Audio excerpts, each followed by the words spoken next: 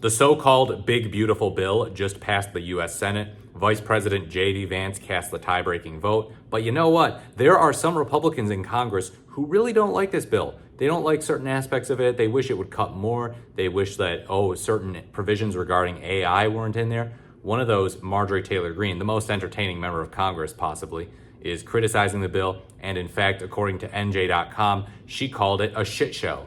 Yes, a shit show of a bill. I agree with her on that, although perhaps for different reasons. The legislation narrowly cleared the House by one vote last month. Greene, after voting to pass the bill last month, admitted that she did not realize there was a section in the bill that strips states of the right to make laws or regulate AI for 10 years. She said she would have voted no on the legislation if only she knew it was in there. Is that not the most Marjorie Taylor Greene thing imaginable in the universe?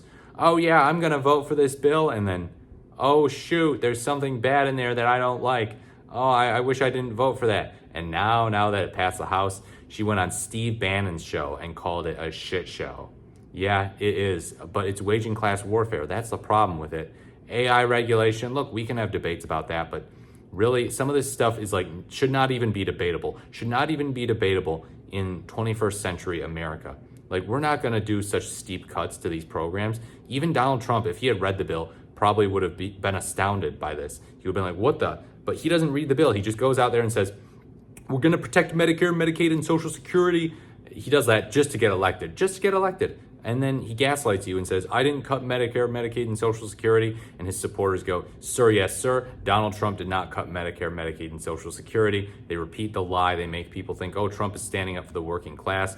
People on Fox News and OAN and stuff will go around and say, yeah, no, Trump didn't cut any entitlements. The reason that you're not getting as much help from the government is not because of Trump, but it is because of Trump. And it's going to be because of Trump if this legislation actually is successful, if it is fully implemented. So, yeah, it's class warfare legislation, but Marjorie Taylor Greene actually takes issue with it for an entirely different reason. She said, we have no idea what AI will be capable of in the next 10 years, and giving it free rein and tying states' hands is potentially dangerous.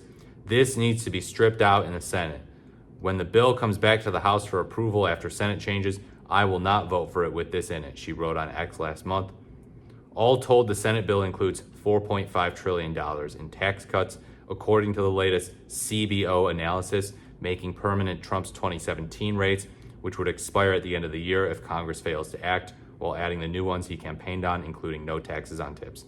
Trump sometimes fails to get the Republican Party fully unified in Congress. He just does. Remember John McCain? Remember the maverick John McCain, the late John McCain, who did, in response to Trump trying to repeal the Affordable Care Act? John McCain was on good terms with Obama and not on good terms with Trump. Trump, of course, had mocked him, and so he said, no, Donald, we're not going to do that. And as a result of him, the Affordable Care Act was not repealed. It was not repealed.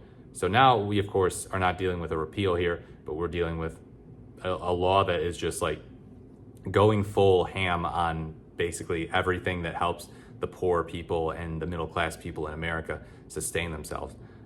It's disastrous. Bernie Sanders is calling it out as one of the worst pieces of legislation ever.